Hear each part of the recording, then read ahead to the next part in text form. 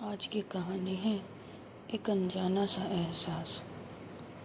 कार्तिक सुबह समय पर नहीं उठा तो दिव्या को चिंता हुई। उसने कार्तिक को उठाते हुए उसके माथे पर हाथ रखा। माथा तप रहा था। दिव्या घबरा उठी। कार्तिक को तेज बुखार था। 2 दिन से वह खांस भी रहा था। दिव्या ने कल इसी वजह से उसे ऑफिस जाने से भी मना कर दिया था, मगर आज तेज बुखार भी था। उसने जल्दी से कार्तिक को दवा खिलाकर माथे पर ठंडे पानी की पट्टी रखी। दिव्या और कार्तिक की शादी को अभी ज़्यादा समय नहीं हुआ था, 2 साल ही हुए थे। पिछले साल तक सास ससुर साथ में रहते थे, मगर कोरोना में दिव्या की जेठानी की मौत हो गई तो सास ससुर बड़े बेटे के पास रहने चले गए। उसके बाद कोरोना का प्रकोप बढ़ता ही गया।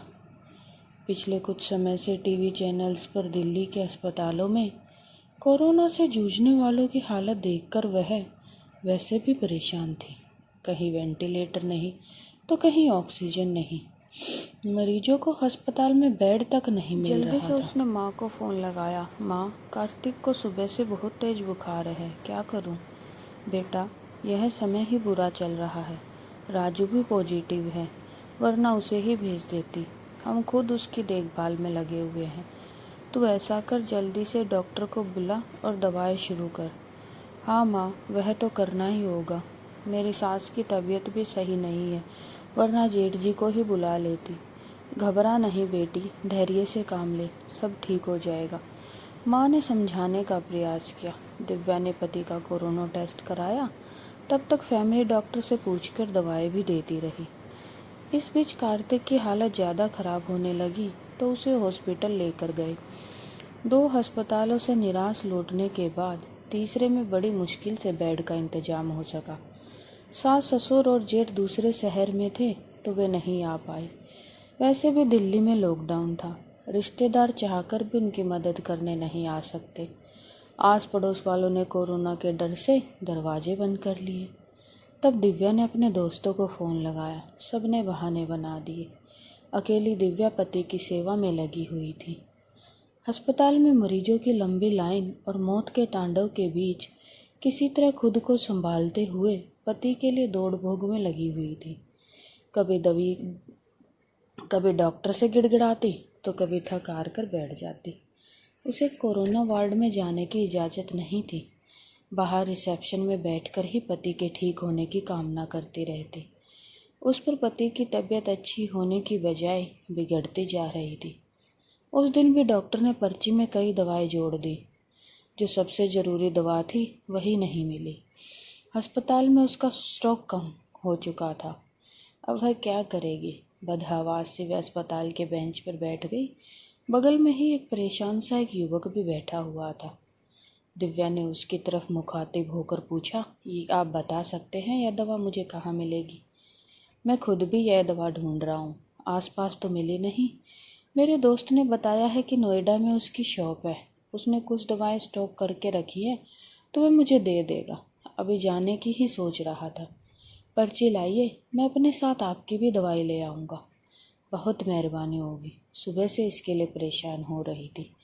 दिव्या ने पसीना पोंछते हुए कहा, मेहरबानी की कोई बात नहीं, इंसान ही इंसान के काम आता है। बस इतना शुक्र मनाइए कि दवाएं मिल जाए।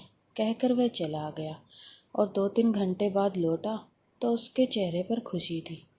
यह लीजिए, बड़ी मुश्किल से मिली मगर मिल गई। बहुत बहुत शुक्रिया। कितने की है? दिव्या का चेहरा भी खिल उठा था।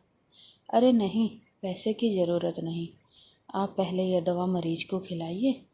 उस दिन के बाद से दोनों में बातचीत होने लगी। वह अपने भाई की देखभाल में लगा था और दिव्या पति के लिए भाग दौड़ कर रही थी। दोनों का दर्द एक सा ही था। दिव्या जब भी व्यथित होती तो उसके कंधों पर सिर रख कर रो लेती। कोई चीज़ लानी होती तो आकाश लेकर आता, दिव्या को घर छोड़ कर आता। धीरे धीरे 2 अजनबी एक बंधन में बंधते जा रहे थे। उनके बीच एक अजीब सा आकर्षण भी था जो दोनों को इस बंधन को और मजबूत बना रहा था। एक दिन कार्तिक का ऑक्सीजन लेवल काफ़ी घट गया। अस्पताल में सिलेंडर नहीं था। तब आकाश ने यह जिम्मेदारी अपने ऊपर ले ली। पूरे दिन कड़ी धूप और गर्मी में लाइन में लगकर वह ऑक्सीजन सिलेंडर लेकर ही लौटा। उस दिन दिव्या ने पूछा, आप इतना क्यों कुछ कर रही हैं? क्यों? मैं तो आपकी कुछ भी नहीं लगती। फिर बताओ ना, ऐसा क्यों कर रहे हो? पहली बात, हर क्यों का जवाब नहीं होता। और दूसरी बात, हम दोनों हम सफ़र नहीं तो क्या, हम दर्द तो हैं ना। आपके दर्द को मैं बहुत अच्छे से महसूस कर सकता हूँ। आपकी तकलीफ़ देखकर मुझे दुख होता है। बस किसी तरह आपकी मदद करना चाहता हूँ। धीरे धीरे कार्तिक की तबीयत और भी बिगड़ गई और उसको वेंटिलेटर पर रखना पड़ा। अस्पताल में वेंटिलेटर्स की भी कमी थी। कई वेंटिलेटर्स खराब हो गए थे। बदहवास से दिव्या ने आकाश को फ़ोन लगाया तो पता चला कि उसके भाई को भी कहीं और शिफ्ट करने की नौबत आ गई है। आप चिंता न करो दिव्या जी, मैं अपने भाई को जिस अस्पताल में लेकर जा रहा हूँ, आपके पति को भी वहीं लेकर चलता हूँ। वहाँ वेंटिलेटर की सुविधा है और डॉक्टर भी अच्छे हैं। आकाश ने उसे ढांढस बंधाया और फिर जल्दी ही शिफ्टिंग की सारी व्यवस्था करा दी। शाम में सब निपट गया तो आकाश का हाथ पकड़कर रूंधे गले से दिव्या इतना ही कह सकी, आप नहीं होते तो पता नहीं क्या होता। मैं नहीं होता तो कोई और होता। अच्छे लोगों की मदद के लिए कोई न कोई आ ही जाता है। ऐसा नहीं आकाश जी, मैंने अपने पड़ोसी परिचितों सबको देख लिया। इस कठिन समय में कोई भी नहीं है मेरे साथ, केवल आप हैं, जिसे 4-6 दिन पहले तक मैं जानती तक नहीं थी। आज लगता है कि आपके बिना रह भी नहीं सकती। उसकी बात सुनकर एक अलग ही नज़र से कार्तिक ने दिव्या को देखा, फिर मुस्कुराकर चला गया। अस्पताल में मरीजों के रिश्तेदारों की भागदौड़ और परेशानियों के बीच भी चंद लम्हे वह केवल आकाश के बारे में ही सोचती रह गई। इसी तरह 2-3 दिन और गुजरे। कार्तिक की हालत काफ़ी गंभीर थी। फिर एक दिन सुबह सुबह दिव्या को सूचना मिली कि उसके पति की मृत्यु हो गई है। एक पल में दिव्या को लगा जैसे वह अधूरी रह गई। उसका सब कुछ छिन गया। आकाश ने जितना हो सका उसका धैर्य बंधाया। कोरोना की वजह से वह पति के शव को घर भी न ला सकी। लॉकडाउन लगा हुआ था, घर वालों का आना भी कठिन था। ऐसे में उसे समझ नहीं आ रहा था कि पति को अंतिम विदाई कैसे दे। इस वक्त भी आकाश ही उसके काम आया। मुश्किल की इस घड़ी में सबसे पहले उसने दिव्या को शांत कराया, फिर उसके पति को शमशान तक ले जाने का सही से इंतजाम कराया। दिव्या के वह साथ शमशान तक गया, फिर उसे घर छोड़ने आया। दिव्या लगातार रो रही थी, उसके हाथ पैर कांप रहे थे। आकाश को लगा कि दिव्या अकेली है, खाने पीने में लापरवाही करेगी तो तबीयत खराब होगी। वह हाथ धोकर रसोई में आया और उसके लिए चाय बनाई। दिव्या के साथ खुद भी बैठकर उसने चाय पी। फिर दिव्या को नहाने भेजकर खुद दाल चावल बनाने लगा। दिव्या को खाना खिलाकर उसके लिए दूध, दही, सब्जी आदि का इंतजाम करके वापस लौट गया। 2-3 दिनों बाद जब दिव्या थोड़ी सामान्य हुई और पति की मौत के सदमे से उभरी तो उसे आकाश की याद आई। आकाश उसके लिए अपनों से बढ़कर बन चुका था, मगर उसे पता नहीं था वह रहता कहाँ है। बस एक फ़ोन नंबर था जिस पे मिलाया तो बंद आ रहा था। दिव्या घबरा उठी। वह आकाश से संपर्क करना चाहती थी, मगर ऐसा न हो सका। अब उससे रहा न गया। कुछ सोचकर वह उसी अस्पताल में पहुंची जहां उसके पति और आकाश का भाई एडमिट थे। वह रिसेप्शन एरिया में घूम घूम कर आकाश को खोजने लगी, क्योंकि अक्सर दोनों वहीं बैठे होते थे। फिर वह उसे खोजती हुई कैंटीन में भी गई। हर तरफ चक्कर लगाकर वापस रिसेप्शन आकर बैठ गई और सोचने लगी कि अब क्या करे। तभी उसे वह नर्स नजर आई जिसे दिव्या की जान पहचान हो गई थी। दिव्या के पति की देखभाल वही नर्स करती थी। दिव्या उसे अक्सर अम्मा कहकर पुकारा करती। नर्स ने आकाश को भी उसके साथ कई बार देखा हुआ था। दिव्या दौड़कर नर्स के पास गई। दुखी स्वर में नर्स ने कहा, सॉरी बेबी, तुम्हारे पति को हम बचा नहीं पाए। जो लिखा था वह हो गया। यह बताओ अम्मा, आपको आकाश याद है जो अक्सर मेरे साथ होता था? उसके भाई का इलाज चल रहा था। हाँ बेबी, उसके भाई की भी मृत्यु हो गई। वह खुद भी एडमिट है, उसे भी कोरोना है। और जानती हो बेबी, वह तेरे पति वाले बेड पर ही है, बेड नंबर 125। सच अम्मा, आप उसे पहचानती हो ना? हाँ बेबी, पहचानती हूँ। तेरी बहुत हेल्प करता था, पर अब उसकी हेल्प करने वाला कोई नहीं, अकेला है वह। मैं हूँ ना अम्मा, अब उसके लिए किसी भी चीज़ की ज़रूरत पड़े तो मुझे बताना। मैं उसके अटेंडेंट के रूप में अपना नाम लिखवा देती हूँ। ठीक है बेबी, मैं बताती हूँ तुझे। इसके बाद दिव्या पूरे मन से आकाश की सेवा में लग गई।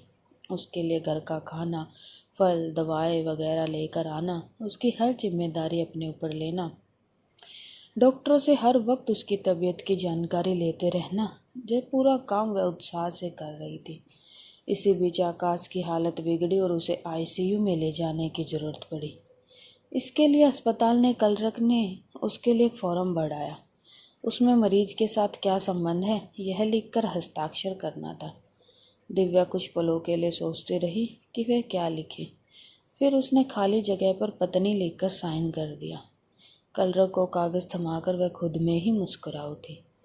2-3 दिन आईसीयू में रहकर आकाश की हालत में सुधार हुआ और उसे कोविड वार्ड में वापस शिफ्ट कर दिया गया। 7-8 दिनों तक लगातार सुधार होने और रिपोर्ट नेगेटिव आने के बाद उसे डिस्चार्ज भी कर दिया गया। इतने दिनों तक दिव्या खाना पीना भूलकर आकाश की सेवा में लगी हुई थी। डिस्चार्ज वाले दिन वह बहुत खुश थी और वह उसे अपने घर लेके गई। आकाश ने टोका तो दिव्या ने थोड़े शरारती अंदाज में जवाब दिया, मैंने फॉर्म में एक जगह यह लिखकर साइन किया है कि मैं तुम्हारी पत्नी हूँ और इसलिए अब मेरा और तुम्हारा घर अलग अलग नहीं बल्कि एक ही होगा। मगर दिव्या, लोग क्या कहेंगे? लोगों का क्या है आकाश? जब मुझे ज़रूरत थी तो क्या लोग मेरी मदद के लिए आए आगे? नहीं ना, उस वक्त तुमने मेरा साथ दिया, अब मेरी बारी है, इसमें गलत क्या है? तुम थोड़े ठीक हो जाओ, फिर सोचेंगे कि क्या करना है। दिव्या ने फैसला सुना दिया।